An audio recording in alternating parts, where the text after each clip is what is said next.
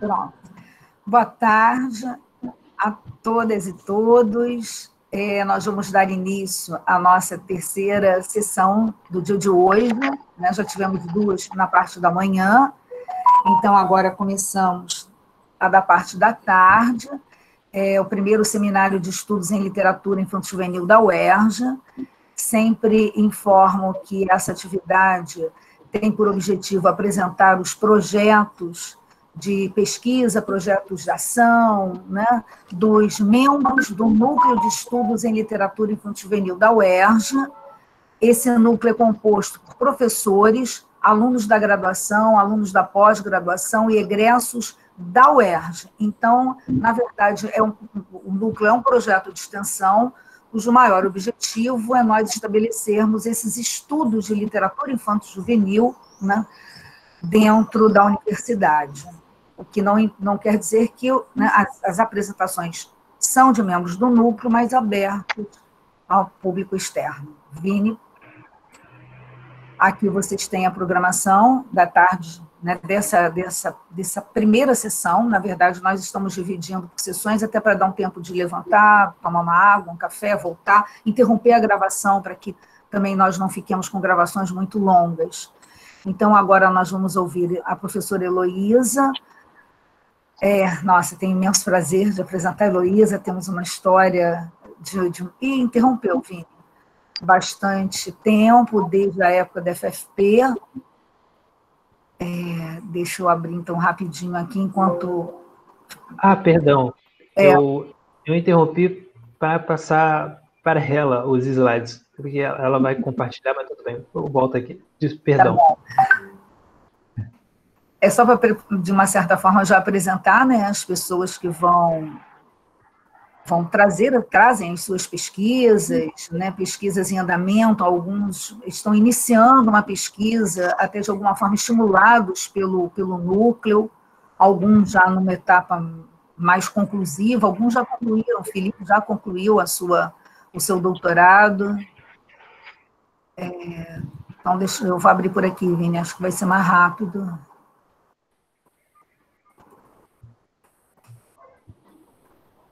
Nossa, tanto botãozinho. Não sei de cabeça o nome de todos. A senhora vai abrir qual arquivo agora? Eu estou abrindo o meu. Para apresentar as pessoas, falar. Quem vai apresentar trabalho agora? Rapidinho, já está... Oi, Vini. Pronto. Tá. Nós vamos ter, então, a palavra da professora Heloísa, da Faculdade de Formação de Professores, depois da professora Shirley, também da Faculdade de Formação de Professores, e para nós isso é muito importante, que esse diálogo não aconteça apenas, né, dentro do Instituto de Letras, mas é um diálogo entre unidades da UERJ, portanto, o núcleo é da UERJ, né? Felipe Lacerda, doutor Felipe Lacerda, ele já defendeu seu doutorado, orientado pela professora Maria Tereza, desculpe, Tânia Câmara, que apresentou, na banca estavam as duas, apresentou trabalho, Tânia apresentou ontem, Maria Tereza apresentou hoje, a professora Mariana Valim, do CAP da UERJ, e Felipe Ribeiro Campos, mestrando do programa, também escritor e ilustrador. Então, bem-vindo a todos e todas, muito grata pela participação de vocês e por essa diversidade que mostra, acima de tudo, uma grande união. Heloísa. Opa. Bom, vou pedir ao Vini para colocar, então, o primeiro slide. Enquanto isso, eu vou agradecendo. Um grande prazer estar aqui com vocês todos, com a professora Regina Michele, que foi minha orientadora na graduação e é a minha orientadora da vida, né? Minha amiga querida. Então, um grande prazer estar aqui com vocês. Eu vou falar um pouquinho hoje, resumidamente, de um projeto que tem uma abrangência bem grande e que é relacionado, né, a várias frentes da literatura infanto-juvenil, no ILE também, né, que é o projeto que tem relação com o Núcleo de Estudos de Literatura Infanto-Juvenil, tem relação também com o projeto de extensão, né? Então, é uma pesquisa que tem vários desdobramentos. Então, a gente tem aí projetos de iniciação à docência, projetos de PIBIC, enfim, extensão e vários outros projetos relacionados. E o grupo de pesquisa se chama Literaturas, Artes Visuais e Formação de Professores. Dentro desse grupo de pesquisa, nós estudamos literatura, artes visuais, sendo elas ilustração, né? Também temos grupos de extensão que trabalham com teatro, né? E desenvolvemos pesquisas também nessas frentes, ok? Hoje vou falar um pouquinho mais especificamente sobre o projeto de literatura e ilustração, né? Um pouquinho sobre as pesquisas e sobre os resultados também dessas pesquisas no âmbito também da extensão, né? Pode passar para mim, por favor, Vini. Bom, um resuminho, então, né? Essa comunicação vai abordar, de maneira resumidinha, algumas experiências nesses projetos de literatura e artes visuais que contribuíram na produção de alguns livros infanto-juvenis ilustrados, como A Revolta dos Fantoches, que foi publicado agora em 2020 pela coleção Caleidoscópio, da UF, do Laboratório de Ações Culturais da UF, que é um grande parceiro nosso em vários projetos de teatro, de ilustração, de publicações, de pesquisa, né? O livro, também, a publicação do livro O Maior Livro do Mundo, que é um projeto também desenvolvido na educação básica, né, no ensino fundamental, que trabalhou com leitura, né, de textos literários, interpretação, ilustração também, leitura e produção, tá? De literatura e ilustração. O Sonho de Araque, a Aranha que Queria Ser Fada, e Morcelo, o Morcego de Pano, que também foram produzidos pelo grupo, né? E publicados pela Amazon também em 2020. Pode passar, por favor, Vini. Bem, o GP, então, como eu já falei, trabalha, então, com pesquisa nas áreas de teatro, pintura, ilustração, né? Temos, então, alguns projetos de pintura, também teatro e ilustração desenvolvidos juntamente com o LABAC UF e o Instituto Grão, que é um grande parceiro nosso também, desenvolvidos no Memorial Roberto Silveira, em Niterói, lá perto do Teatro Popular, né? Temos, como esses primeiros projetos que eu já falei com vocês, algumas obras que foram publicadas, e tudo começou com um projeto de leitura a partir de uma obra do Saramago, que se chama A Maior Flor do Mundo. E nós trabalhamos esse projeto na educação básica, trabalhamos a literatura, trabalhamos a ilustração e trabalhamos também com a animação. E a partir desse projeto, nós produzimos com os alunos, além das interpretações, produzimos também obras, né, dos próprios alunos, obras literárias e também ilustrações dos próprios alunos, que saíram publicadas num livro que se chama O Maior Livro do Mundo. Saiu com obras da professora, dos pesquisadores e também dos alunos da educação básica, com ilustrações, né? Pode passar, então, Vini. Bom, como é que foi mais ou menos essa metodologia? Nós partimos de leituras dramatizadas e também das animações, né? Os alunos assistiam a essas animações e faziam também leituras dramatizadas de obras de Saramago e também de Mia Couto, né? Algumas narrativas para crianças ilustradas pela Danuta Wojciechowska, nome difícil de pronunciar, e aí líamos, fazíamos dramatizações dessas obras, e na sequência tínhamos também projetos de desenvolvimento de histórias, a partir dessas histórias trabalhadas, e também de desenvolvimento de ilustrações, né? Alguns livros meus também a gente trabalhou nesse projeto com eles.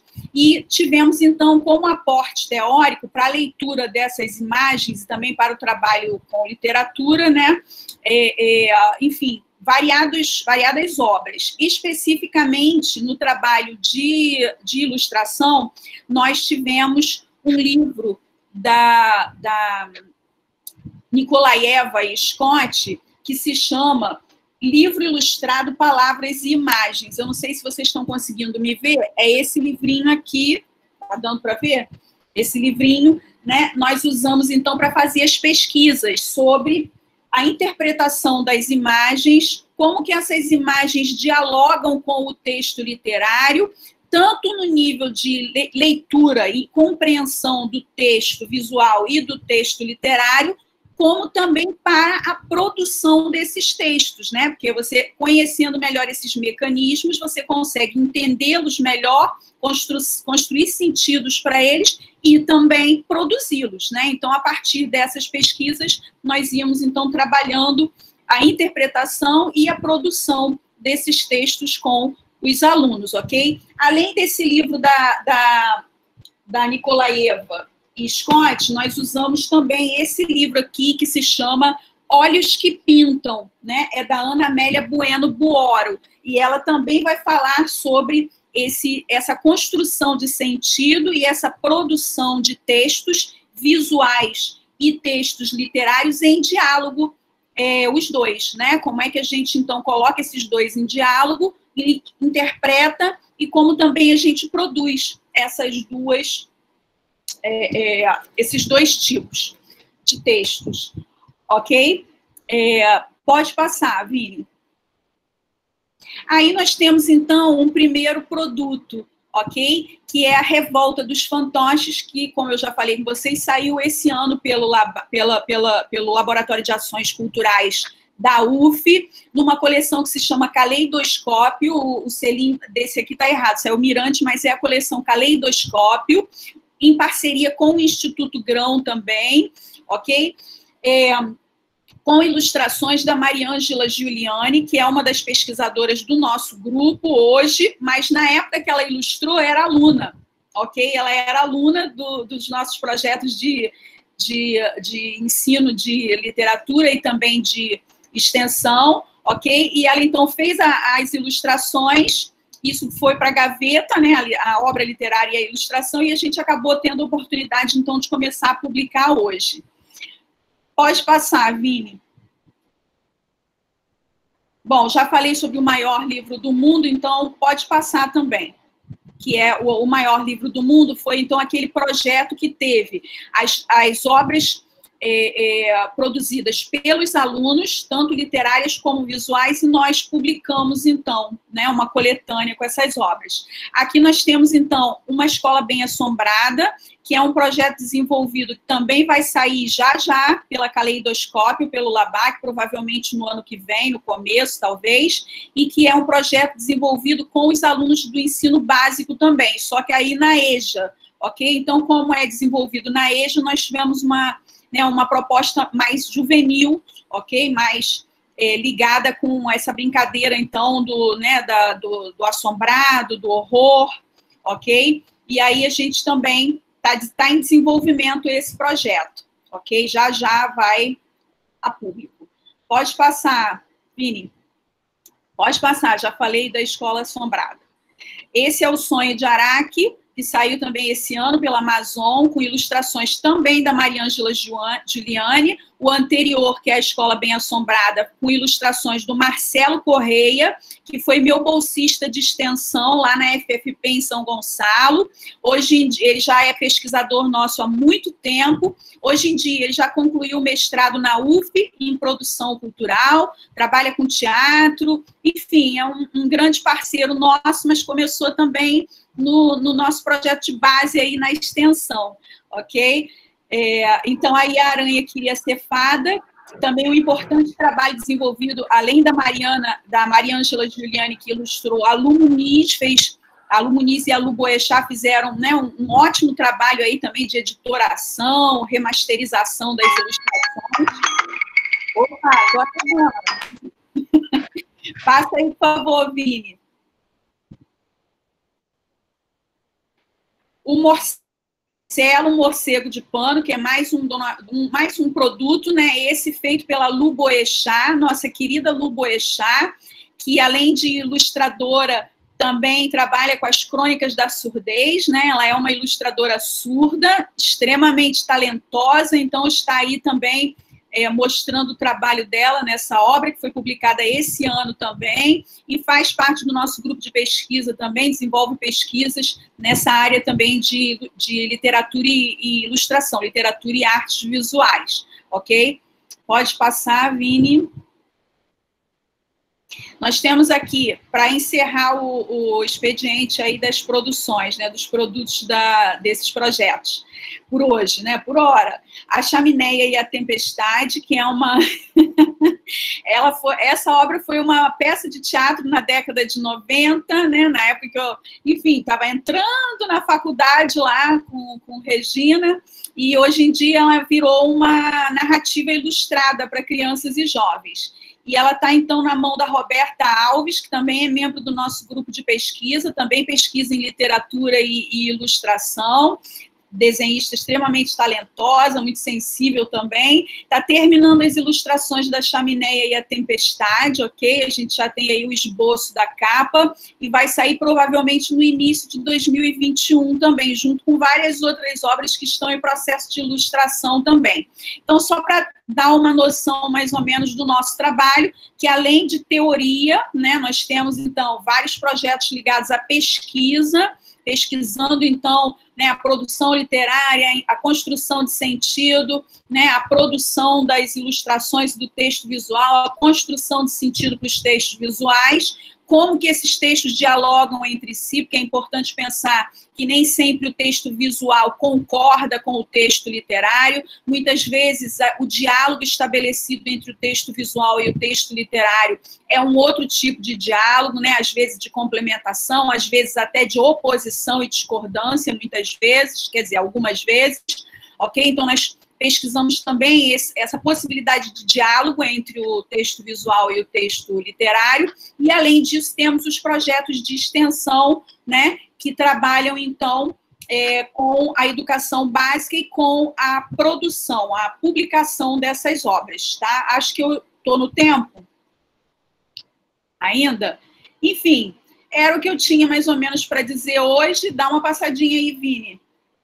Como é que eu estou de tempo aí? Quem está me controlando, por favor? Severina, pode nos informar quanto tempo falta, por gentileza? Bom, mas aquele sinal foi... Falta 1 minuto. Bom, agora 1 minuto. Oi? Tem mais 2 minutinhos, né? Então, é só para concluir mesmo. Nós, já falei, então, das obras, tá? Além dessas que nós vimos as capas, temos mais algumas também, com outros membros do grupo, né? Temos, por exemplo, o Bosque das Artes, que é a história da Cobra Cris, né? E o Cágado Léo, que está na ilustração da Lu Boechat e a Lu Muniz, também já estão terminando essa ilustração, vai sair também no ano que vem, provavelmente, e várias obras aí, a Caverna das Mariposas, está com a Renata Stefânia, também foi minha aluna na graduação, hoje em dia é pesquisadora do grupo, tá? Poeta e também ilustradora. Odinho, o Cachorro que Aprendeu a Voar, está com o Itair Conceição, também foi meu aluno de graduação, e hoje em dia é professor nas redes, e também é ilustrador, escritor, e a Encantadora de Donos, e a sua sócia Pulga, né, que está com a Mariângela Giuliani também. E só para apresentar, além das narrativas para crianças e jovens, temos também a Isa Correia com narrativas de horror e suspense, uma outra brincadeira, que tem também esse diálogo com as artes visuais, só que aí são capas, então, mais voltadas, então, para o horror, para o suspense, e todas foram elaboradas pela Lu Muniz, que também é ilustradora de outras obras, tá bom? Pode passar, Vini. Considerações finais, então, né? Os alunos, né, os pesquisadores participam ativamente de todas essas etapas dos processos, né, de construção de leitura, de produção dos textos, né, e das imagens, né, de maneira crítica e ativa, digamos assim, né? Esse processo, então, interessa mais para a gente o processo do que o produto final, né? É mais interessante para a gente o processo de leitura, de construção, ok? O produto final é lindo, a gente adora, é importantíssimo também, mas o processo é muito mais importante para a gente, tá? A divulgação desses produtos valoriza o trabalho e o protagonismo dos envolvidos todos e encoraja também, né, os alunos a escreverem literatura, a produzirem ilustrações e a publicarem isso tudo. Então, com isso, eu encerro a minha apresentação de hoje, né, com agradecimentos. Pode passar aí, Vini.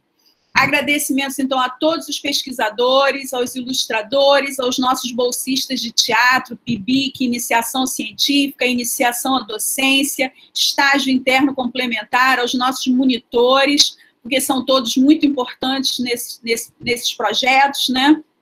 Ao Nelige, ao Enlige, a todos os nossos queridos Liges, e a Regina Michele, Sevi, Vivi, aos bolsistas todos, Vini, todo mundo, tá? Agradeço muito pelos incentivos todos que a gente tem, pelas lives, pelos compartilhamentos aí, né? E vocês são muito importantes para mim e para os nossos projetos todos. Agradeço ao Instituto Grão, na figura do presidente, que é o Marcelo, que foi meu aluno, meu bolsista querido, ao LABAC UF, pelas parcerias todas, ao professor Luiz Augusto Rodrigues e a todos os membros da editoria, né, e da Caleidoscópio, e ao Lab Letras da FFP. Agora a gente vai ter a apresentação da Shirley, que também é do Lab Letras, estamos começando esse trabalho no Lab Letras também, e aí, enfim, que as nossas parcerias frutifiquem muito ainda, da FFP com o Willy. Muito obrigada, Regina, obrigada a todos, beijos.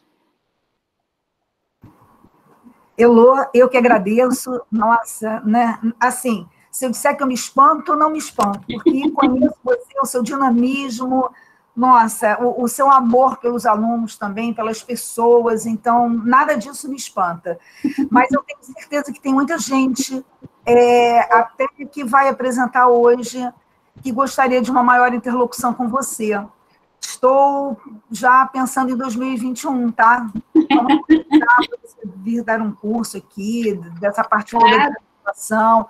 Olha, nesse grupo tem o Felipe Lacerda, que é ilustrador e pesquisa ilustração. Mariana Valim tem vontade...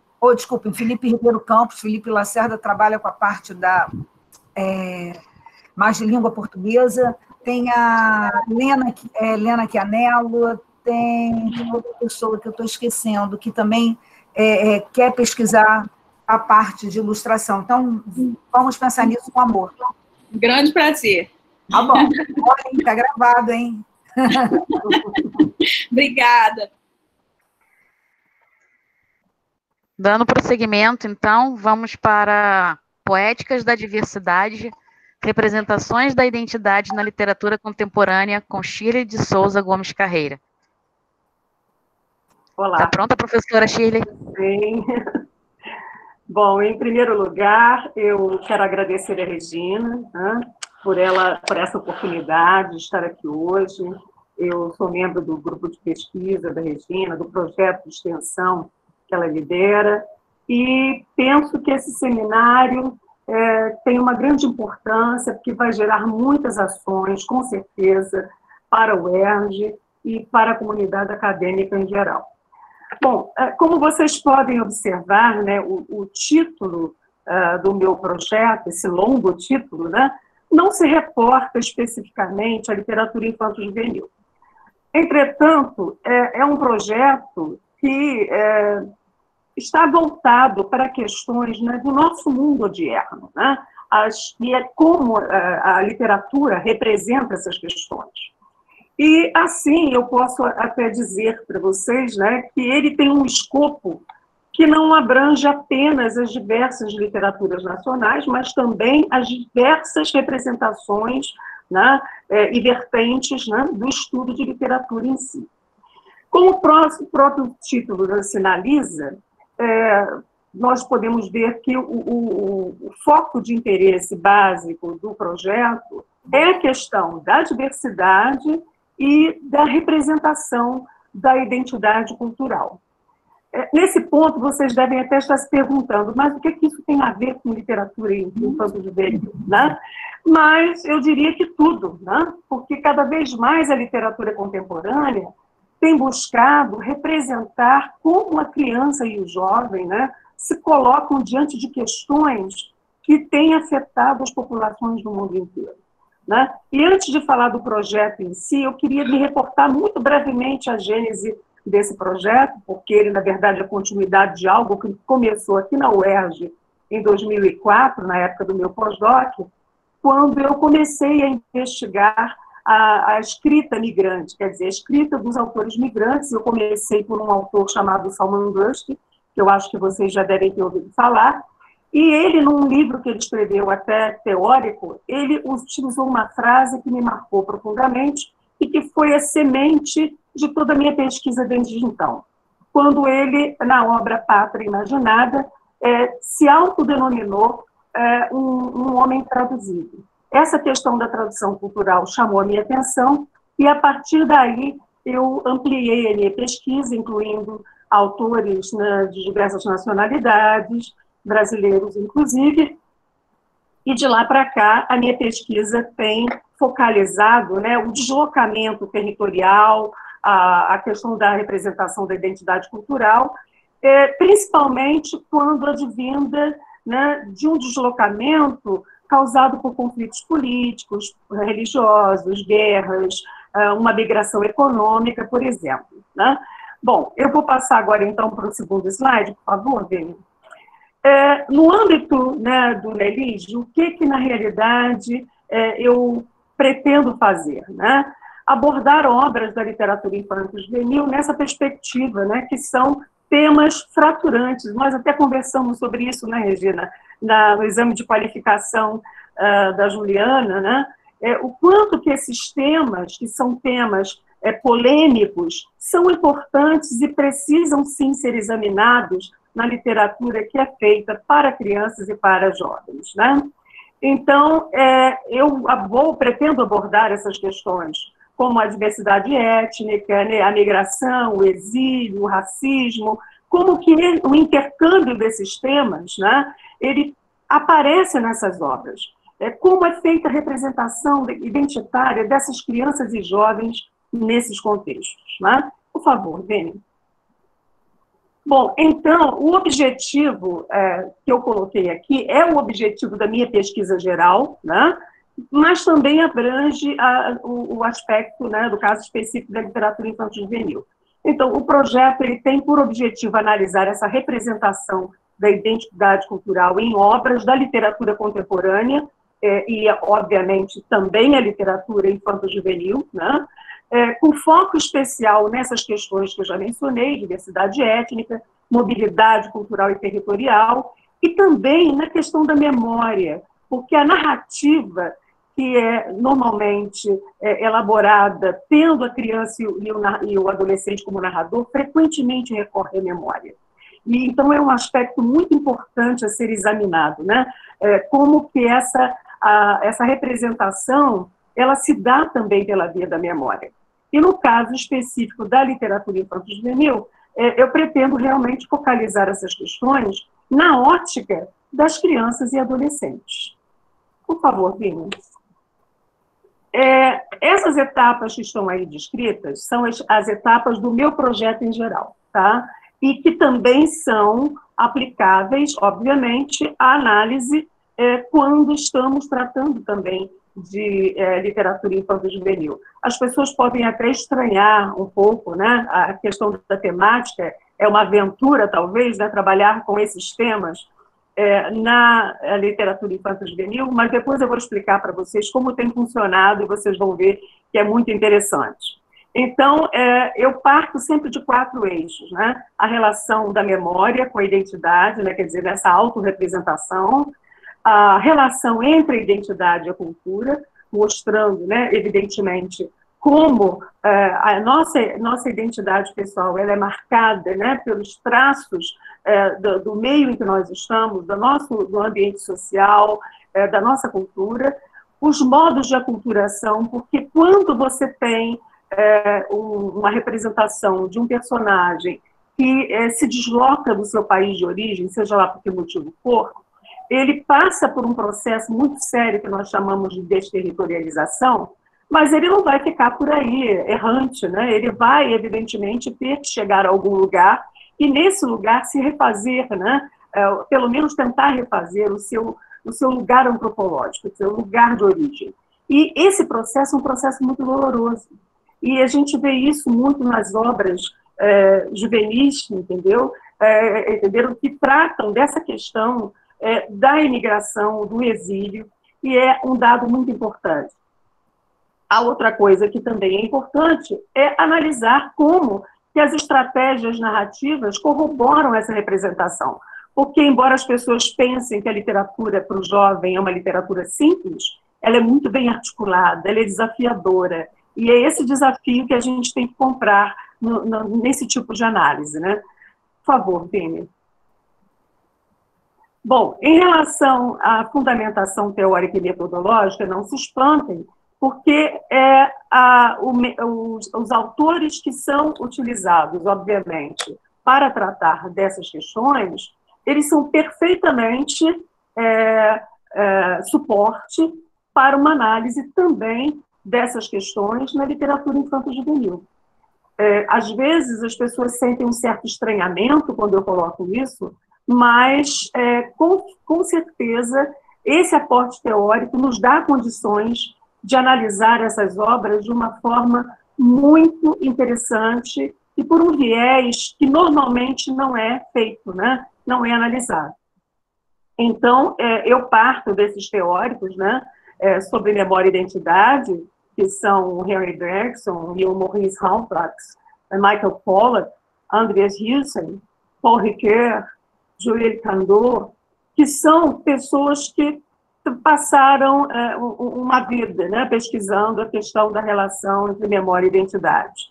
E sempre pensando nessas identidades individuais, né, na sua ligação com uma memória coletiva. A relação entre identidade e cultura vai ser examinada à luz desses textos teóricos do Stuart Hall e Denis Couche. Eu me recordo que ontem, se não me engano, a Regina deve se lembrar, alguém que fez uma apresentação sobre a questão de identidade também se reportou ao Stuart Hall, né, na forma como fazer abordagem. Essa questão da aculturação, quer dizer, como que essas crianças, né, esses personagens crianças, se adaptam a esse contexto, né, diferente, né, será examinada, né, pela via da psicologia intercultural, de um autor que é muito importante, que trabalha num viés muito interessante, que é o John Barry. E os demais autores, que vocês todos conhecem bem, né, Homi Bhabha, Edouard Said, Roger Chartier e Zygmunt Bauman, são autores que não só abordam essa questão dos exílios, da migração, do hibridismo cultural, mas também as práticas e as representações sociais. Por favor, Vini. Bom, eu agora vou falar um pouco sobre aquilo que eu já fiz em relação à literatura infanto-juvenil. E eu vou começar por este livro, que eu não sei se vocês todos conhecem, que foi escrito exatamente pelo indiano, que foi o objeto da minha pesquisa, né, de pós-doc. Esse livro, intitulado Harum e o Mar de História, ele é muito interessante, porque ele aborda a epopeia, uma verdadeira epopeia de uma criança, né, de um menino ainda bastante novinho, que é filho de um contador de histórias. E esse contador de histórias, de repente, perde o dom da palavra. E essa criança precisa viajar até um lugar chamado Mar de Histórias para ajudar o seu pai a recuperar o dom, né, de contar histórias. É um livro fantástico, maravilhoso, que eu não sei se vocês conhecem. É um livro assim que é apaixonante, né? Tem, é claro, vários intertextos com As Mil e Uma Noites e diversas outras obras, e também muita presença do ensaio. É uma obra extremamente atrativa, escrita para jovens.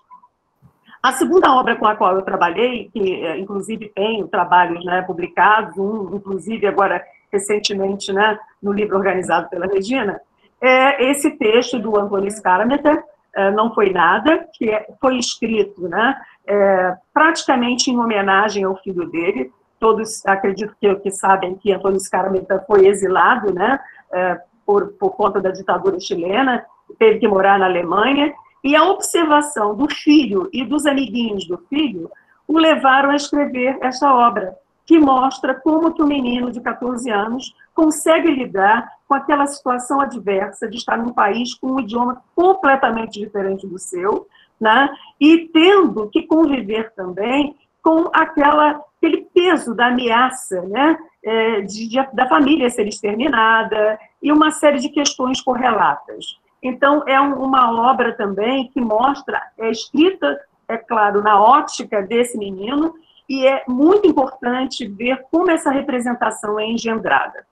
Essas outras 3 obras aqui, eu também escrevi sobre elas, mas tive principalmente a grata surpresa de ter uma orientanda de mestrado que fez uma defesa maravilhosa, uma dissertação lindíssima sobre as 3.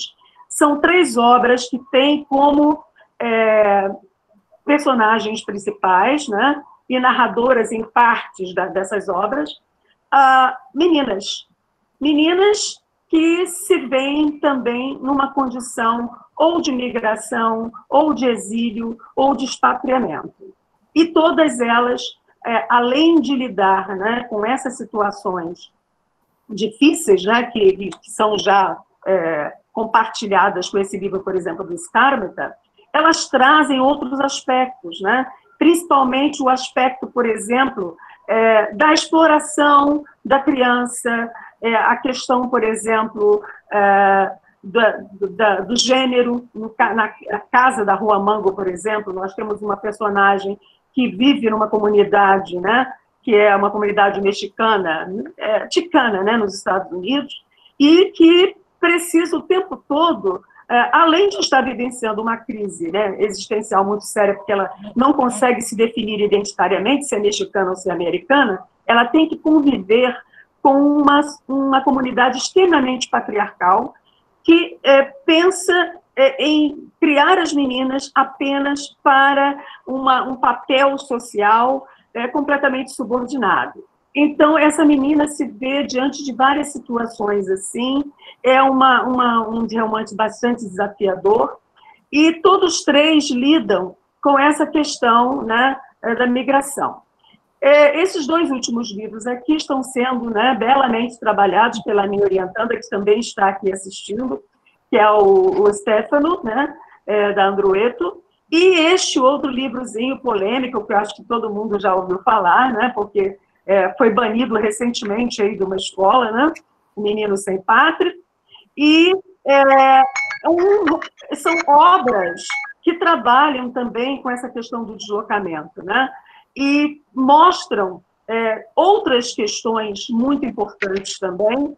Agora, a Sérvia Amorim está ali falando que teve uma menina que apresentou, quem apresentou foi justamente a minha orientanda, né, e que tratam de questões que são muito sérias, né? Questões que são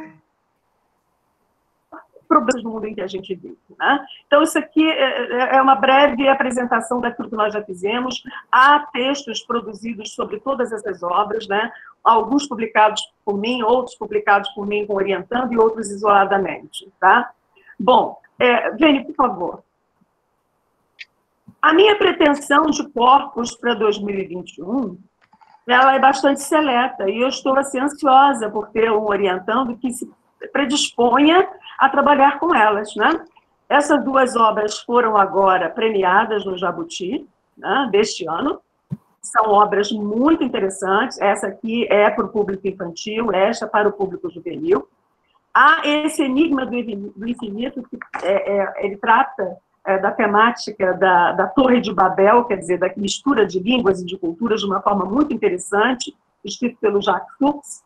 E esse último aqui especialmente me toca, porque ele trata da questão dos refugiados. E todos eles na ótica, né, da criança, na ótica do jovem.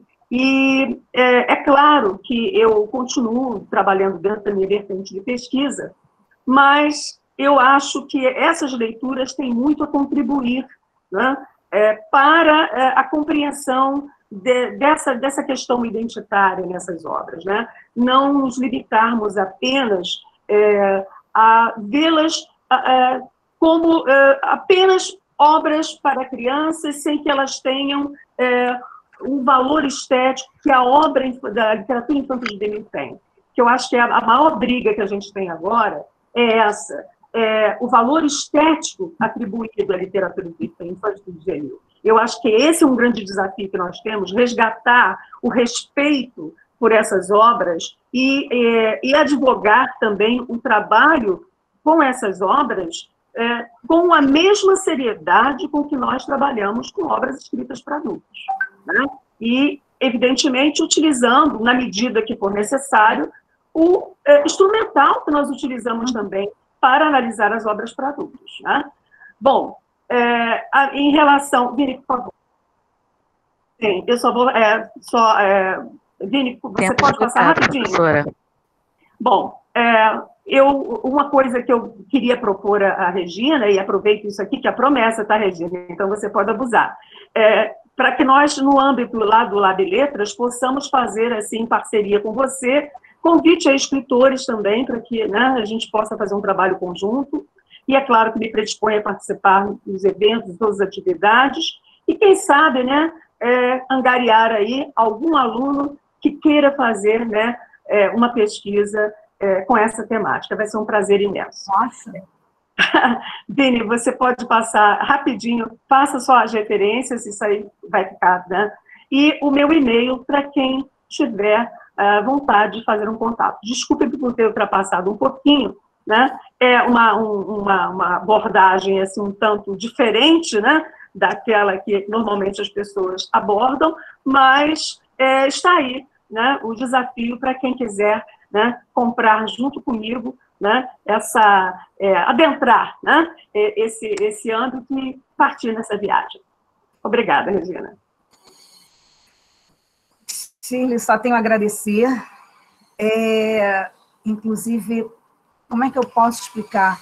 Eu fico muito emocionada e sensibilizada de professores com pesquisas específicas e que alargam o olhar, abraçam uma ficção voltada para a criança e para o adolescente, e sem que isso signifique se afastar da sua teoria, das suas fundamentações teóricas. É isso aí, eu acho isso importantíssimo, importantíssimo.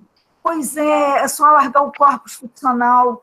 Alguns colegas dizem, mas eu não sou pesquisador de literatura infanto-juvenil. Eu falei, não precisa, vem com a tua fundamentação teórica e escolhe só um corpus ficcional da literatura. Isso só vai enriquecer esse olhar de mérito dessa literatura que suporta uma fundamentação teórica das mesmas obras, né, para adultos. Muito obrigada e vamos fazer essa parceria sim. Certo. Então, prosseguimos agora com literatura para crianças e jovens, metalinguagem, intergenericidade e formação leitora, com Felipe Lacerda de Melo Cruz. Está pronto, Felipe? Boa tarde.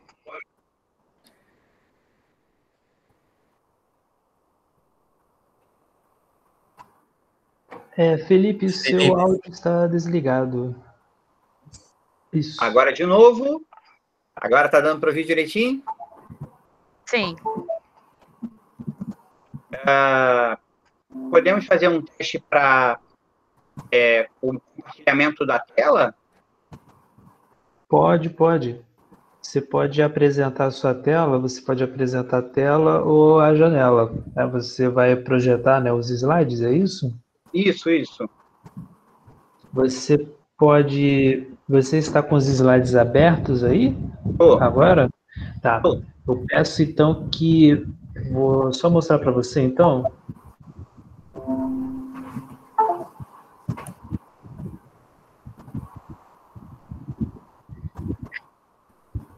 Ou caso você queira me enviar, você pode me enviar por e-mail que eu abro aqui no meu computador. Mas se você quiser apresentar na sua máquina... Isso. Pronto, já foi. Isso aí. Já foi? Show de bola. Estamos vendo a sua tela. Então tá bom. Então deixa eu voltar. Só vou Só vou tirar da minha, tá? Eu vou parar de compartilhar a minha e aí eu deixo para você compartilhar então. Pronto, pode fazer exatamente o que você fez antes, pode compartilhar e... Tá bom. Sim. Antes de eu começar, então, a apresentação propriamente dita, saudar a todos, agradecer à professora Regina Micheli mais uma vez pela oportunidade. Eu fiz graduação na Letras na UERJ também, me considero um desses apaixonados pela UERJ, há milhares de nós por aí, né? Celebrando aí os 70 anos da UERJ esse ano, e estudei no Colégio de Aplicação da UERJ também, estudei com a professora Maria Tereza Tedesco, com o professor Gustavo Bernardo, todos eles foram meus professores, e agora tive o prazer de fazer o doutorado em letras também, com a orientação da professora Tânia Câmara, com a professora Maria Tereza Gonçalves na banca, e a honra também de ter a professora Regina Micheli também na minha banca da defesa da tese. Eu queria, então, apresentar um pouquinho da pesquisa que eu fiz nessa tese, e também dizer que esse trabalho, essa pesquisa, o meu interesse por literatura infanto-juvenil, ele começou também na graduação da UERJ, quando eu fiz estágio no programa de leitura da UERJ, que hoje parece que está um pouquinho menor, né, com um pouquinho menos de espaço, mas chegou a ser, se eu não me engano, um dos maiores programas de extensão da faculdade, né, da Letras, já teve mais de 20 bolsistas, e na época era coordenado pela professora Maria Cristina Lírio Gurgel, que acho que não está mais, já deve estar aposentada, né? Sim. E na época a gente tinha um grupo de contadores de histórias, que era uma das estratégias que a gente acreditava na época, coordenada pela Ana Creton, que é a contadora do grupo Confabulando, um dos grupos de contação de história mais antigos que tem conhecidos, né? E aí foi lá que, então, eu comecei a ter o meu interesse por literatura infanto-juvenil. E aí culminou, né, até esse momento da minha vida profissional, na defesa dessa tese. E aí, uma das histórias que eu contava para as crianças, para os adultos, para todo o público que a gente se apresentava, lá no Ler UERJ, uma das histórias que eu contava tem tudo a ver com o trabalho que eu vou apresentar agora. Era um poema do Chico dos Bonecos, que diz assim: na floresta de Olorum, bicharada sapeca, deu sapituca na turma, pipocou a biblioteca. Areira vira salão, estante vira paineira, cada macaco no seu galho, e cada galho é prateleira. Caititu, Anta e Guará roncaram puxando guerra. Nós vamos quebrar o galho, queremos livros na terra. Timburé, Boto e Mandi choraram cheios de mágoas. Neca de Pitibiriba, queremos livros nas águas. O Tatuaçu Assunta, cavucando a confusão, nós também vamos querer livros debaixo do chão. Depois de muita relia, fuzuê, banzé e fubeca, murucututu, cutuca, viva a nossa biblioteca! Uma floresta de livros, tantos livros na floresta, cada bicho com seu livro, e cada livro é uma fresta. Então, esse era um poema do Chico dos Bonecos, e que eu sempre apresentava no início das contações de histórias das nossas sessões. E aí vocês vão entender por que ele tem a ver com a minha pesquisa. Então, vamos lá, eu vou compartilhar a minha tela aqui, a minha apresentação, a mesma apresentação que eu usei na defesa da tese, tá bom?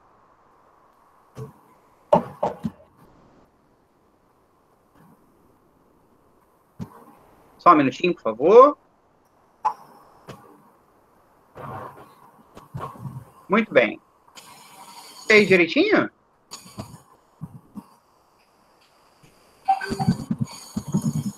Alguém agora sim, nós estamos vendo. Estão vendo? Obrigado, Vinícius. Então, vamos lá. Então, o título da minha tese foi Literatura Infanto-Juvenil, Metalinguagem, Intergenericidade e Formação do Leitor Proficiente. Como eu já disse, com a orientação da professora Tânia Câmara. Bom, eu, então, escolhi para para fazer a abertura, esse poema do Manuel de Barros, que é bastante conhecido, né? E que ele fala que a palavra tem que chegar ao grau de brinquedo.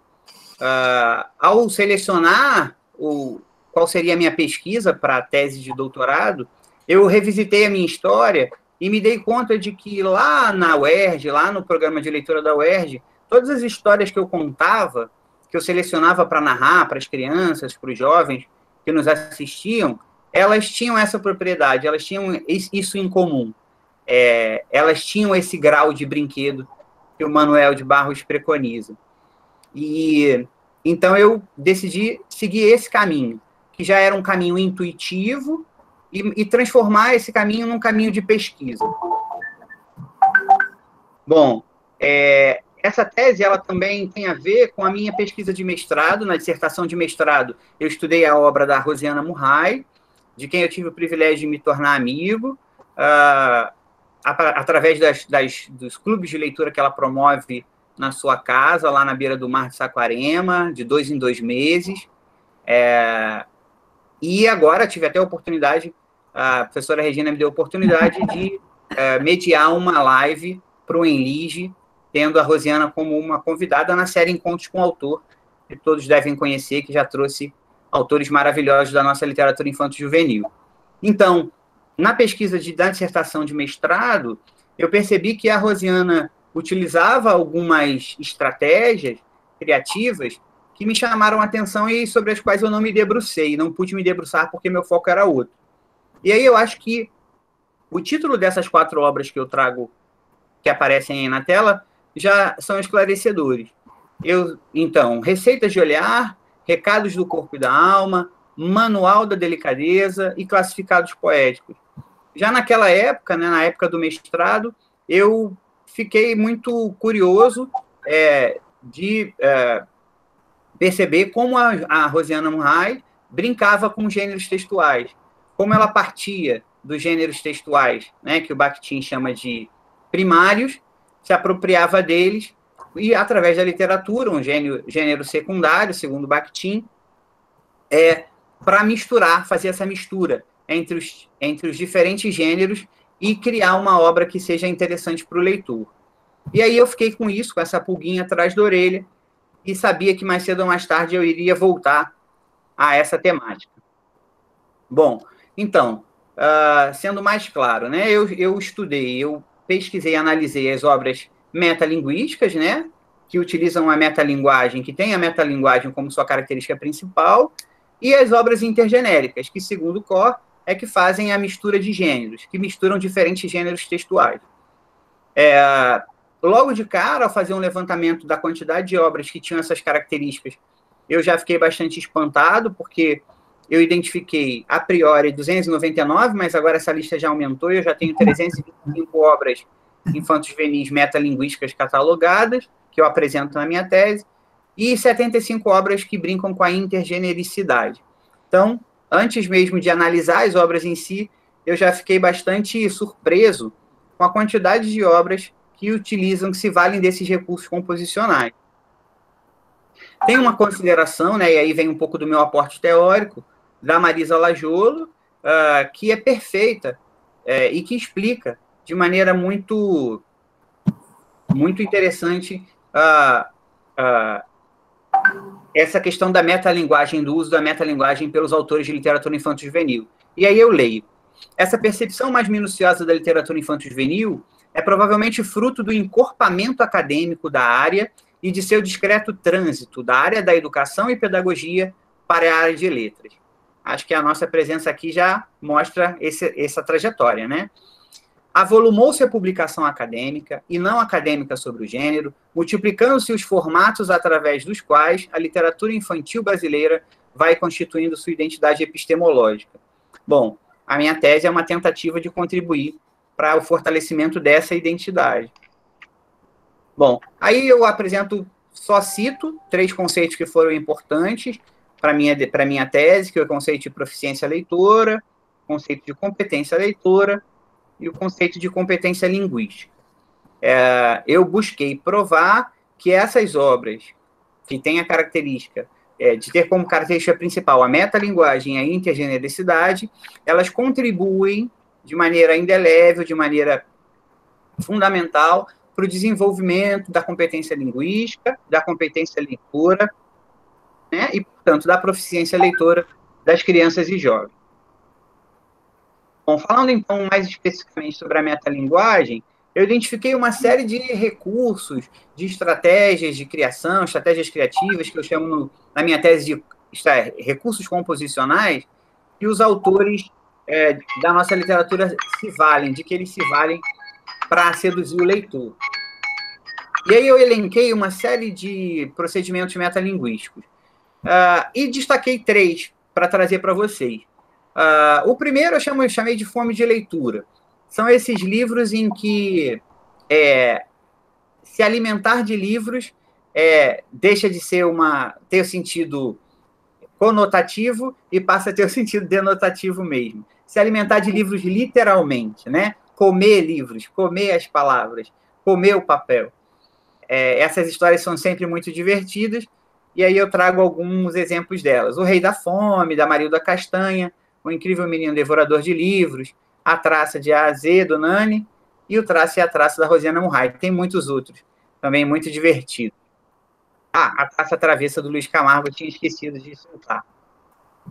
Uma outra vertente dessa estratégia do uso da metalinguagem, que geralmente tem um tom mais lírico, não tão divertido, mas geralmente um tom mais lírico. São os livros que retratam, geralmente, meninos e meninas no seu desabrochar para as letras, no seu encantamento com o mundo das palavras, na sua descoberta da literatura. Essas histórias também são belíssimas. E aí eu trago 3 exemplos. O Colecionador das Palavras, de Carta em Carta, da Ana Maria Machado, e a bastante conhecida, antiga já, tradicional, quase um clássico, As Mentiras de Paulinho, da Fernanda Lopes de Almeida. Eu acho essa outra vertente muito interessante, que é quando a literatura infanto-juvenil passa a se autorreferenciar, passa a se auto-homenagear. Quando a literatura infanto-juvenil homenageia seus autores, seus personagens, cita obras infanto-juvenis, citam outras obras de literatura infanto-juvenil, e aí nós temos inúmeros exemplos. Eu trago 3: A Casa de Papel, Luiz Raul Machado, o conhecidíssimo e belíssimo, amado por muitos, A Caligrafia de Dona Sofia, do André Neves, e esse também, que é muito belo, foi ele que escreveu A Ventania, da Rosana Rios. Bom, tem outras vertentes, mas agora não teremos tempo de tratar mais sobre elas, outras estratégias de uso da metalinguagem pelos autores. Bom, eu vou pular algumas coisas, meu tempo está acabando, já tem pouquinho tempo. No aspecto da metalinguagem, eu dei destaque na minha pesquisa a 3 autores em especial: Bartolomeu Campos de Queiroz, a Lígia Bojunga e o Léo Cunha, que, na minha visão, tem uma obra especialmente voltada, embasada no uso da metalinguagem. Não vou poder falar mais sobre eles por causa do tempo, mas vamos lá. Eu também falo na minha pesquisa, faço um capítulo sobre os poemas infanto-juvenis metalinguísticos, os metapoemas, em que eu faço uma comparação entre poemas que têm a mesma temática, o mesmo assunto, o mesmo tema, entre um poema infanto-juvenil e um adulto. E busco mostrar que não há perda nenhuma de qualidade ou nem de aprofundamento da discussão poética, só há uma diferença de linguagem e uma diferença fundamental, que os autores que usam o poema metalinguístico infanto-juvenil têm claramente um objetivo de formar leitores de poesia. Bom, eu analiso também, dentro dessa parte da metalinguagem, os alfabetários, que são os antigos abecedários. Aí tem uma citação do Sérgio Caparelli que é bastante esclarecedora sobre esse termo que eu resolvi cunhar, que é alfabetário. Ele diz assim, sobre Tigres no Quintal, que é um abecedário: Tigres no Quintal não é um abecedário, destinado a meninas e meninos aprendendo a ler, apesar de cada capítulo começar por uma letra do alfabeto. Bom, não vai ter tempo de eu falar muito sobre isso, mas trazendo 3 exemplos: o abecedário do Milor, o Hoje Me Sinto, da Isabela Muniz. Isabela? Minuto final. Minuto final, tá? São alguns exemplos de abecedários, de alfabetários que recriam. Felipe, desculpa, eu não queria te interromper, mas para a gente ainda está no slide de abertura, tá? Ah, sério? Ah, travou? Ué, então travou, né? Você não passou os slides. Ah, para mim eu estou passando. Você deve estar usando a tela do seu computador e não do compartilhamento. Ah, tá bom. Agora, quando você falou, né, como se a gente estivesse vendo, eu falei, não, tem alguma coisa errada. Ah, que horrível, hein? Ficou super estranho, então. Mas aí eu não sei. Ontem aconteceu isso também, né, com outra participante, acontece. Agora, a tela do compartilhamento eu não sei qual é mesmo também. Nem sei onde ela está. Problema, também a gente está dando para compreender perfeitamente a sua fala, ela é muito clara. Tá bom, então eu vou terminar. Vamos lá? Deixa eu ver como é que eu termino aqui.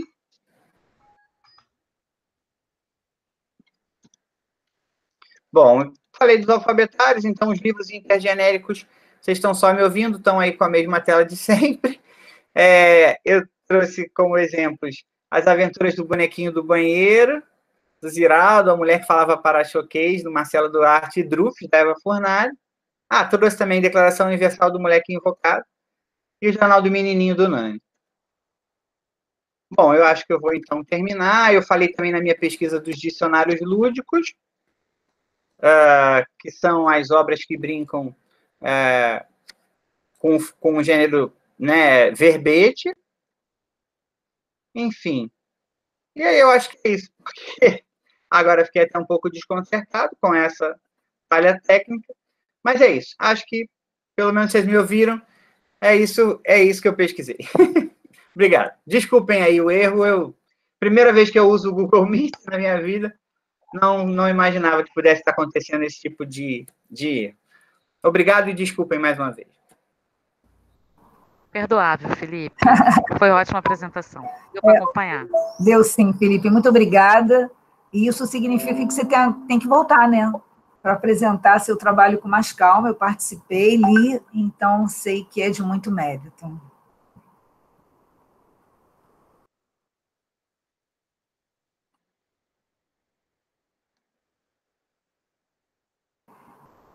Vamos para... Deixa eu ver aqui. Eu acho que o Felipe tem que Agora você precisa sair do compartilhamento da tela, Felipe. Já No vou. mesmo botão em que você apertou para compartilhar, você aperta novamente para fechar isso. Agora eu vou apresentar aqui. Deixa eu ver.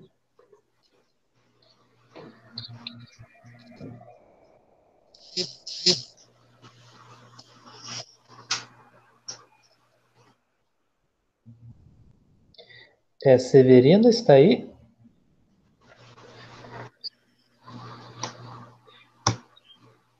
Severina? Bom, nós vamos agora, então, para a apresentação da Mariana Savalim, com o título A Imagem e o Afeto, o papel da ilustração na construção de uma memória leitora. Muito boa tarde, Mariana, seja bem-vinda. Você vai projetar algum slide no seu computador? Não. Só vou, então, fechar aqui e então você está com a palavra.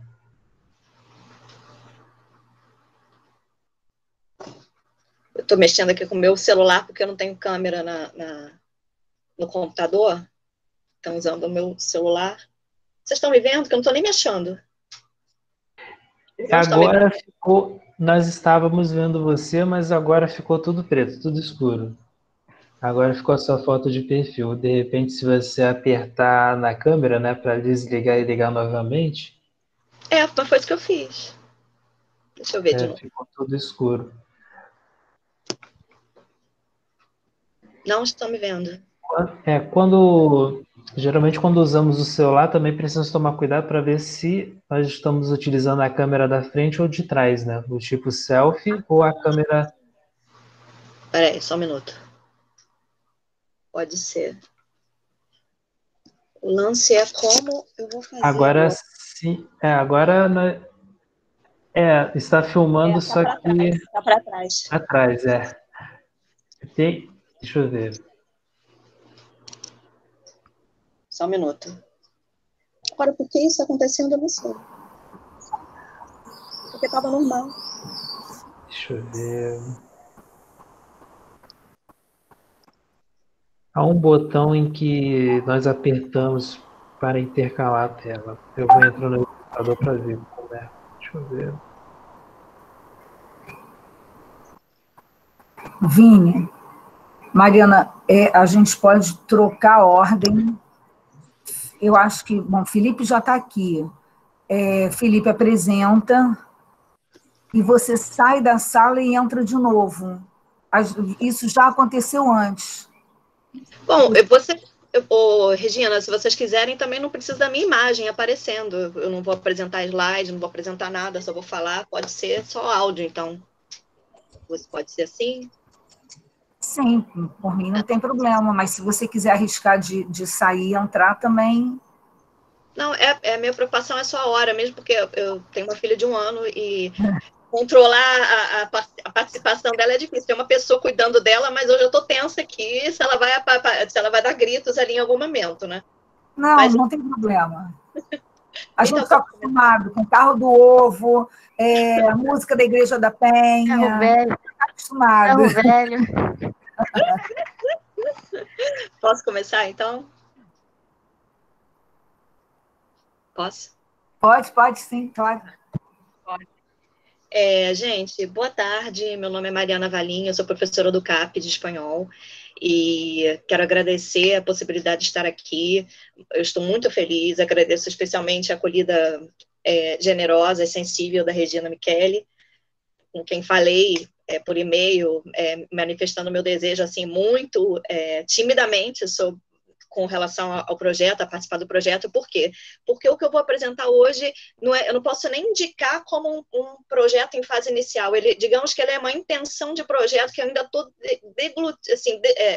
deglutindo, digerindo, que eu não tenho sequer certeza se vai seguir, mas que eu resolvi colocar até como forma de organizar na minha cabeça o que eu comecei a pensar.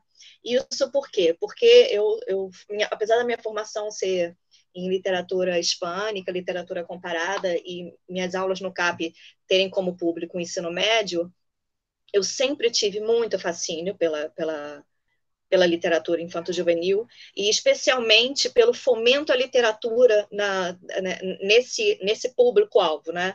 Eu já ando pesquisando isso individualmente, apenas por vontade própria faz um tempo. Coincidentemente, tenho muito livro que agora vai me fazer toda a diferença, né? Ter comprado, ter adquirido, ter lido alguns.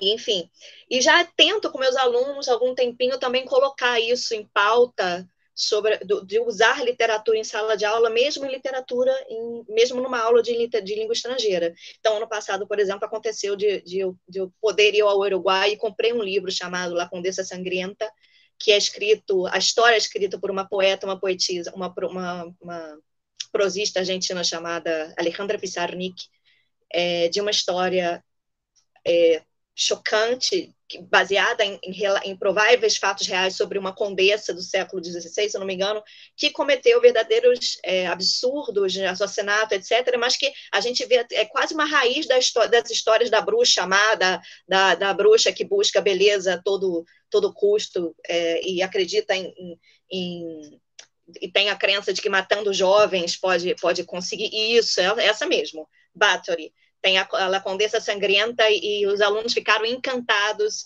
e me chamou muita atenção, particularmente o encanto deles, o fascínio, não só pela narrativa, mas pelas ilustrações. E da minha parte pessoal, eu tenho uma coisa mal resolvida com a ilustração, porque eu larguei a Faculdade de Letras para fazer Belas Artes na FRJ em 2001, mas tive dengue no vestibular, não fui fazer, então ficou uma linha solta na minha história que eu nunca consegui amarrar. Então resolvi, quem sabe, reorganizar isso na minha vida e ir por esse viés que foi até sugerido pela Regina, né? Enfim, o meu trabalho, como eu não tenho nenhuma segurança, nenhuma intimidade com o que eu vou falar, eu escrevi um pequeno texto para falar dele, porque se fossem coisas que eu estou acostumada, já é uma pesquisa que está para frente, eu não apresentaria uma leitura, porque eu não gosto muito desse formato, de ler alguma coisa numa apresentação de seminário. Mas eu confesso que estou aqui, apesar de muito entusiasmada, pisando levinho nessa área. E esqueci até de comentar com você, Regina, que eu cheguei a fazer até por conta própria, por vontade, o curso da Ninfa Parreira no Instituto Estação das Letras sobre literatura infanto-juvenil em 2019, começo de 2019, tamanho tamanha sedução que esse tema tem para mim. Então, eu vou começar falando o seguinte, no recente livro, que, aliás, eu recomendo, tá? O recente livro da Mariana Iannelli, Bichos da Noite, o Dilon Moraes, que é o ilustrador, apresenta ilustrações que, fluindo de acordo com a narrativa de Mariana, não se constitui de imagem de monstros, mas simplesmente perspectivas sombrias e silenciosas da casa mergulhada na noite, retratada na penumbra, amortecida apenas pela luz da rua. A construção do medo e da invasão da casa pelos bichos da noite, que de dia se escondem dos olhos dos habitantes, dá-se então pela mudança do plano aberto ao plano fechado no enquadramento da imagem, tecendo uma presença que se insinua cada vez mais próxima na calçada, no batente, na fresta da porta semiaberta, na sombra ao pé da escada. Lendo o livro, me parece quase palpável o fio de tensão e encantamento que uma criança pode vir a sentir ao deparar com essa narrativa, não apenas pelas imagens construídas pelos versos de Mariana, mas também pelo poder de repercussão da tensão latente presente nas ilustrações, aderindo ao medo e fascínio que a criança então apenas intuía sentir por sua casa no turno da escuridão e das vozes do sonho. Estranhamente, essa criança perseguirá essa cumplicidade, o prazer proporcionado por esse efeito, em todas as suas leituras posteriores, ainda que agora as ilustrações não estejam mais presentes. Mas um dia, nessa cena primordial, sim, a ilustração esteve. O que me empurra para a indagação sobre o lugar da ilustração na criação de um afeto que, em última instância, faz de alguém leitor ou não. E, embora saibamos que há fatores até impalpáveis no tocante a como se constitui um leitor literário, eu não posso ignorar a força das evidências. Mesmo eu, antes de me tornar leitora literária, manejei 1000 vezes livros na infância, fascinada pelas imagens, copiando ilustrações, personagens, desenhando elementos novos na mesma história. Como não sucumbir a tamanha sedução numa sociedade que tem a visualidade com incontornável preponderância? E se me nomeio leitora, há uma historicidade constituinte nesse nome. Há uma memória leitora. E há uma cena inicial em que a ilustração esteve presente.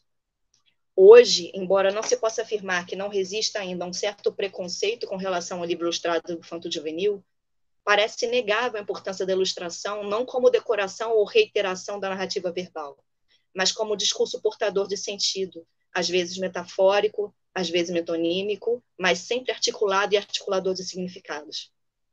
O mercado editorial sabe disso, bem como o público consumidor desse tipo de obra de modo geral.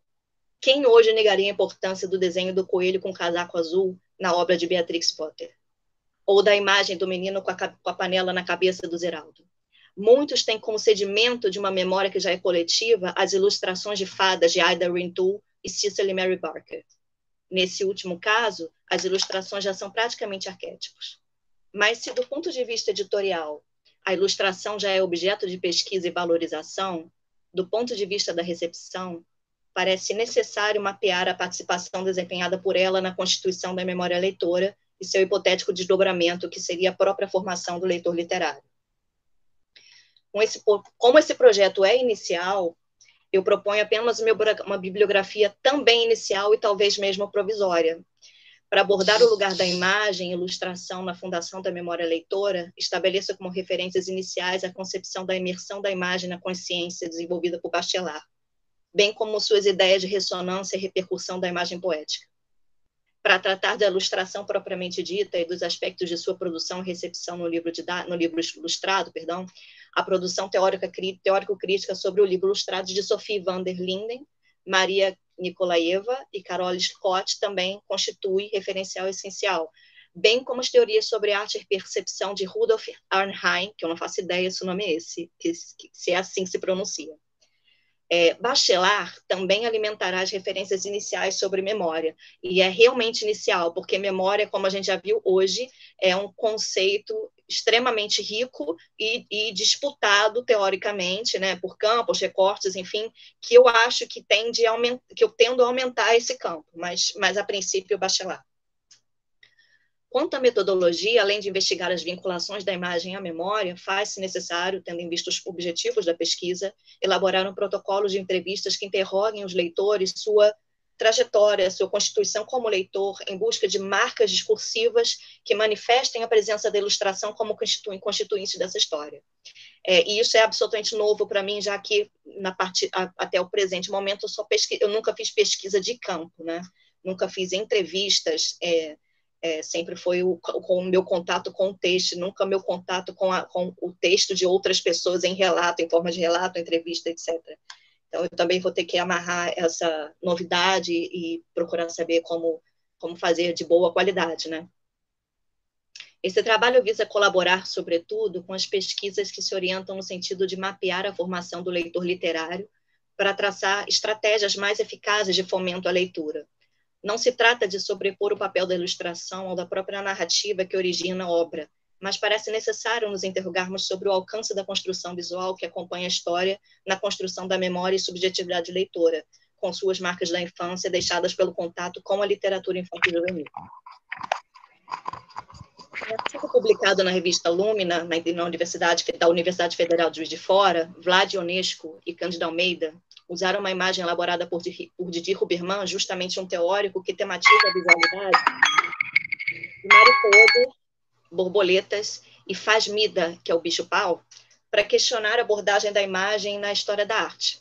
Com essa imagem, sobretudo a da fasmida, né, do bicho-pau, ele busca questionar sobre a falsa impressão da imagem como estática e fixada, ao facear uma leitura de imersão total no plano de fundo. Ele diz, então, um viveiro pode parecer inerte até que um ligeiro movimento faça com que a pequena criatura bata na vidraça em pânico. Para além da óbvia correlação com a ideia da imagem e da ilustração no livro, que essa colocação do Didier Huberman tem, eu gostaria de me apropriar dessa imagem para falar da leitura.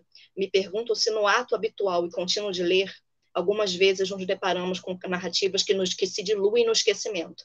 Mas eu me pergunto também se, eventualmente, não descobrimos num verso, num parágrafo, o movimento que revolve o sedimento e desperta aquela criança que um dia descobriu absorta entre a trama, mas também no traço, a surpresa de um afeto. E é isso que eu tenho a dizer sobre o meu projeto, que é apenas uma hipótese ainda, né? Ele inteiro ainda é apenas uma hipótese que está começando, e eu estou esperando ansiosamente pelas férias na UERJ para poder mergulhar na quantidade de livro e texto, Regina, que você disponibilizou na página, e tentar ir adiante com ele, ver que frutos a gente tira. É isso. Mariana, muito obrigada. Muito obrigada, lindo texto, extremamente poético, muito obrigada mesmo. E esse é um núcleo, pessoas que não se furtam a desafios. Uhum. Felipe? Prosseguimos agora, Medo em Toda Parte, Espaços Assustadores em Lige, com Felipe Ribeiro Campos. Sou eu. Boa tarde, gente. Vou aqui compartilhar minha tela. Estão vendo? Sim, tá cheio. Agora sim. Tá, então, modo tela cheia para ficar bonito. Vou aqui meu cronômetro. Boa tarde. Meu nome é Felipe Ribeiro Campos. Sou mestrando em Teoria da Literatura e Literatura Comparada na UERJ. A professora Regina é minha orientadora. E eu trago aqui para o evento um pouco sobre a minha pesquisa no mestrado. O título da minha apresentação é Medo em Toda Parte, Espaços Assustadores em Literatura Infantil e Juvenil. o tema.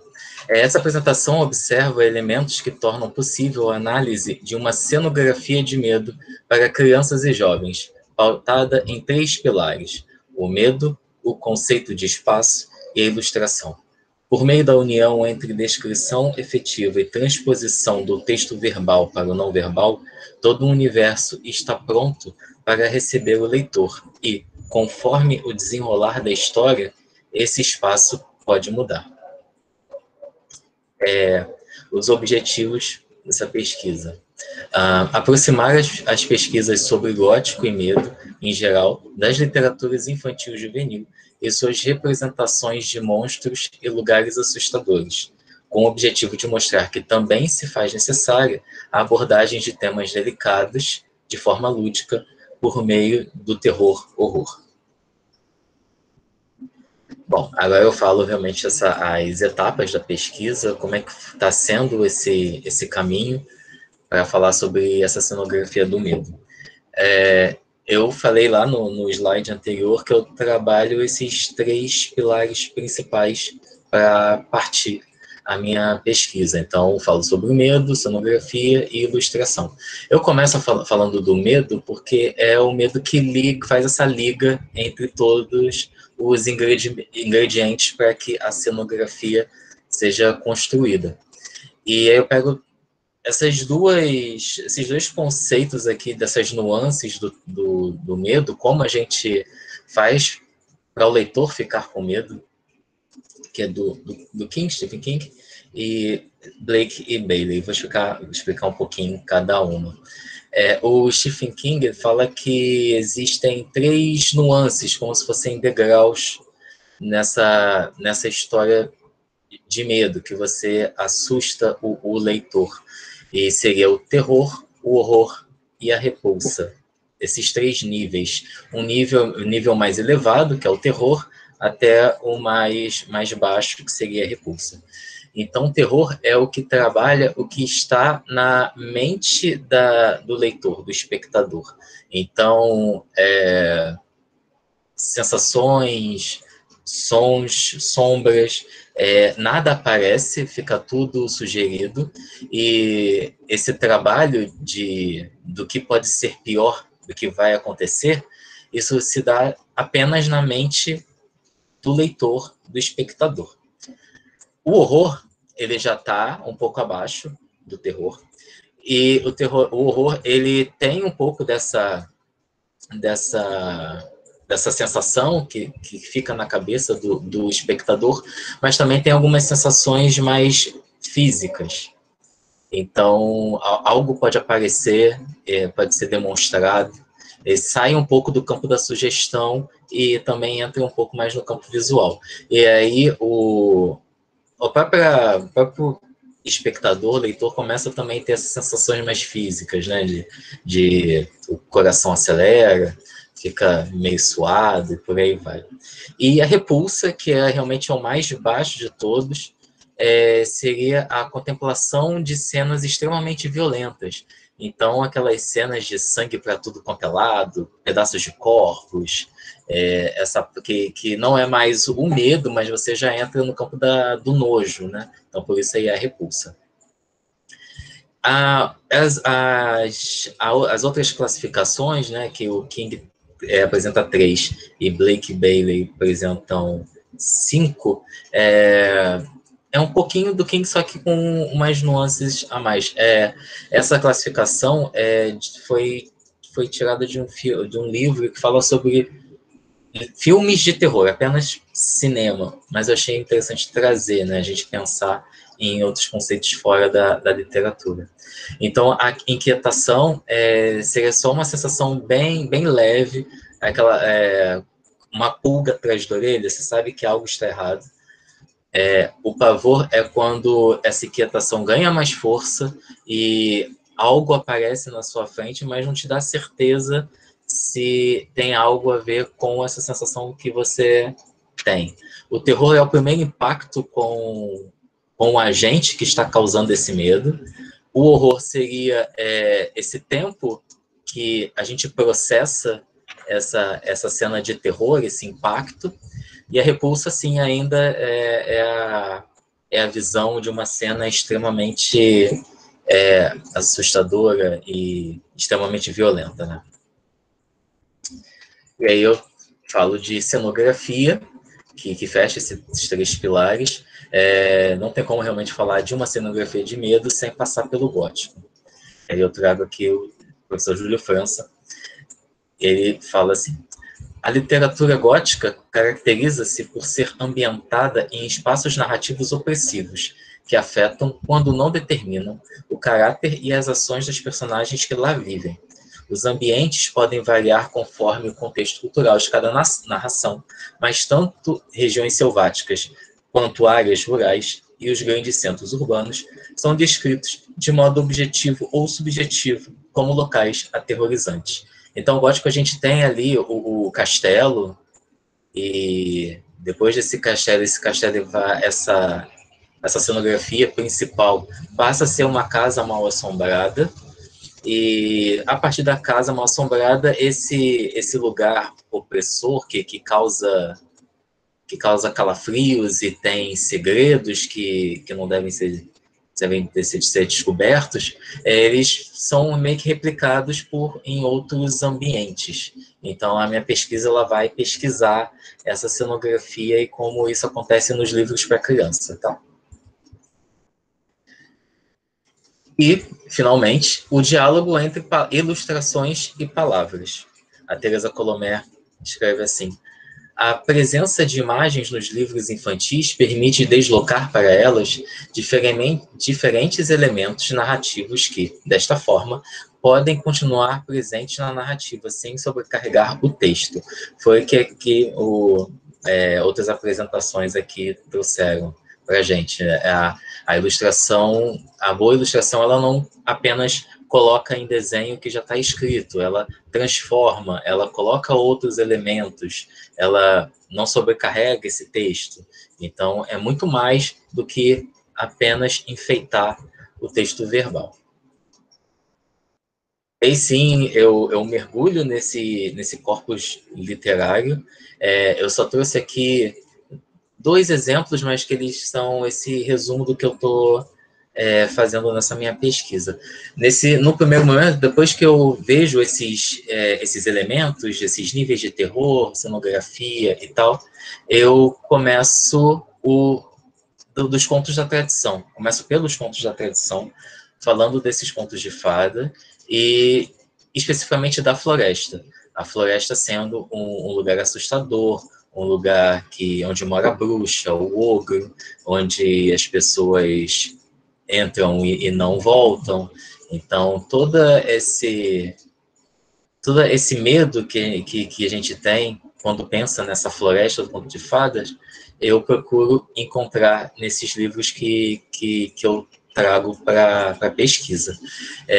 Um desses é o Contos da Meia-Noite do Mundo, do Rodolfo Castro, e as ilustrações do Alexandre Camanho.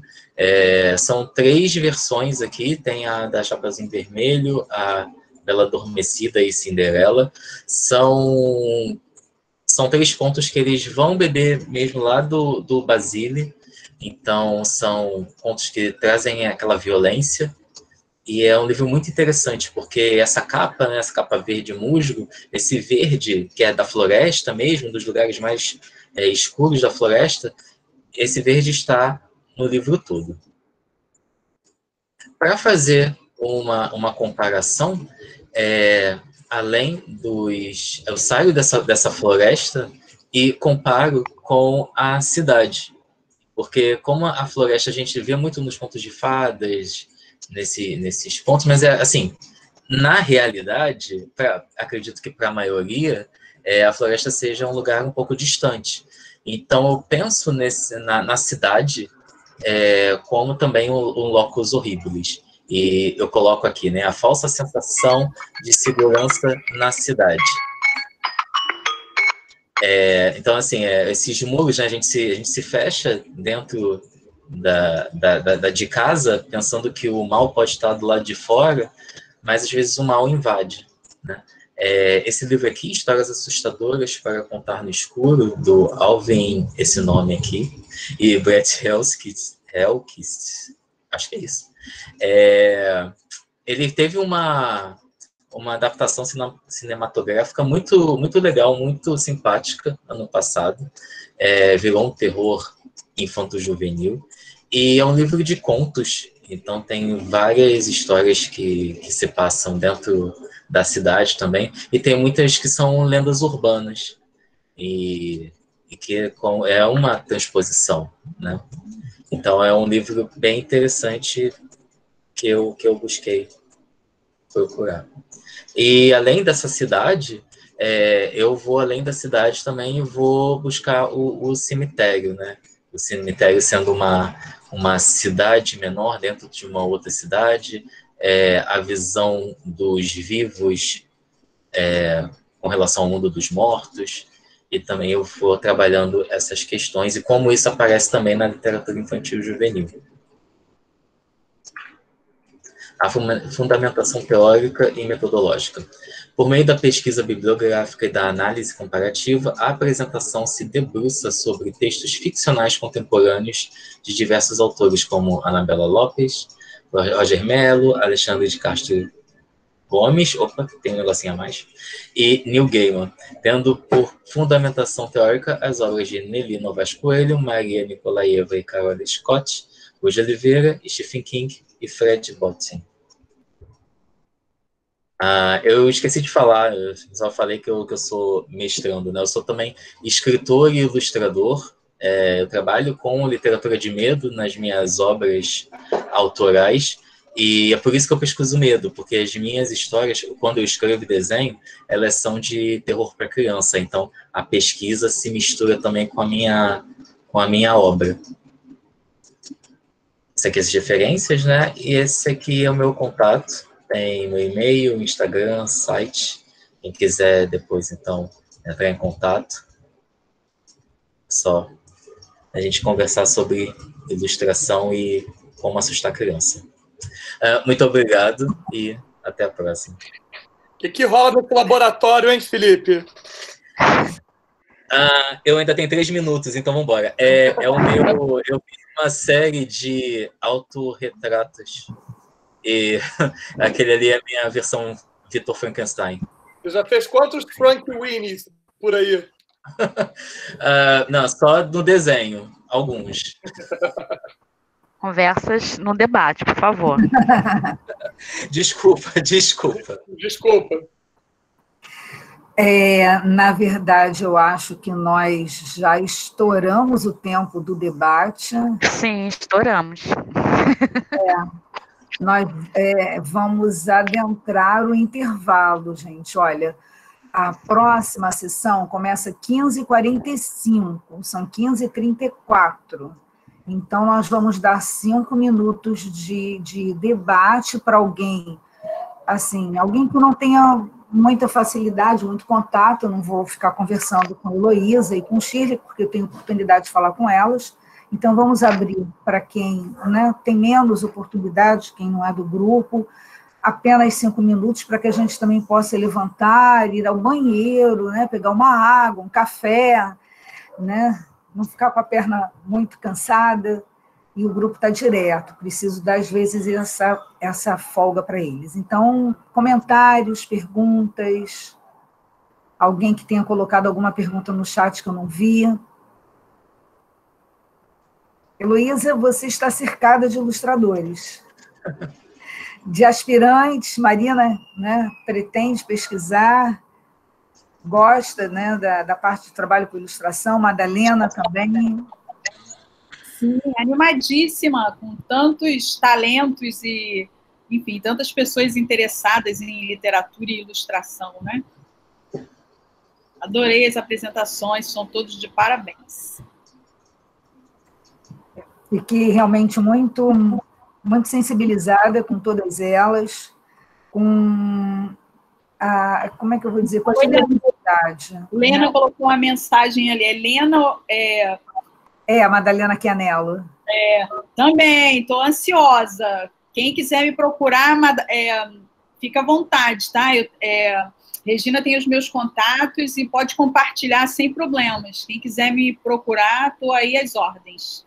Sim. Eu vi que também a mensagem, Mariana, também pode entrar em contato que a gente conversa também, tá?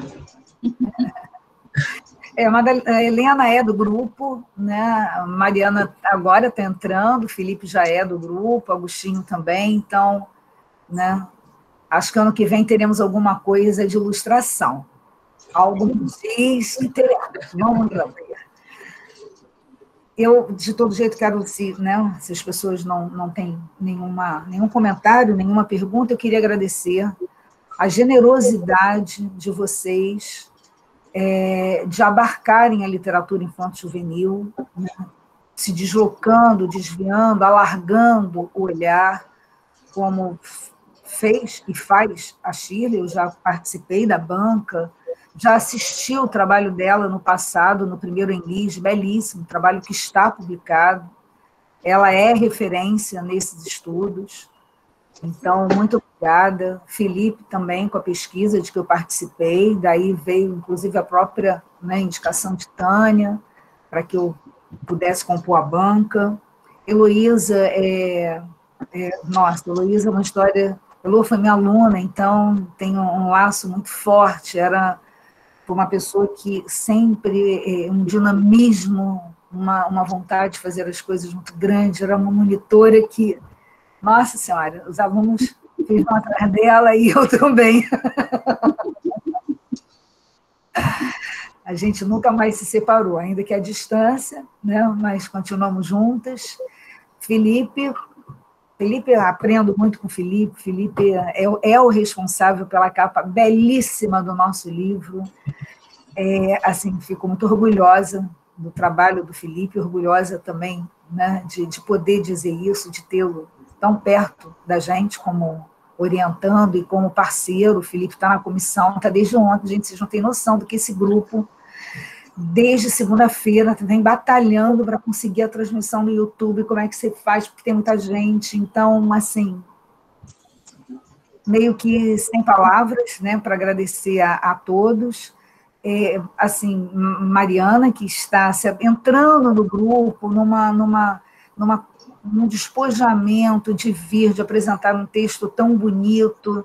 Então, assim, gente, eu fico até assim constrangida de dizer, mas eu me sinto muito privilegiada, me sinto altamente privilegiada de poder compartilhar desse momento com vocês. Muito grata de verdade, muito obrigada, e espero que essas parcerias continuem, que ano que vem a gente tenha o congresso, não o CELIGE, ou se fizer o CELIGE, né, mas que tenhamos o segundo congresso, que seja internacional, facilitado, né, pelos acessos remotos de agora. Muito obrigada. Vini, a gente então vai dar um intervalinho, tá? Interromper a gravação para não ficar um bloco muito grande também. Aí a gente interrompe e voltamos daqui a... Peraí, deixa eu ver direitinho o horário.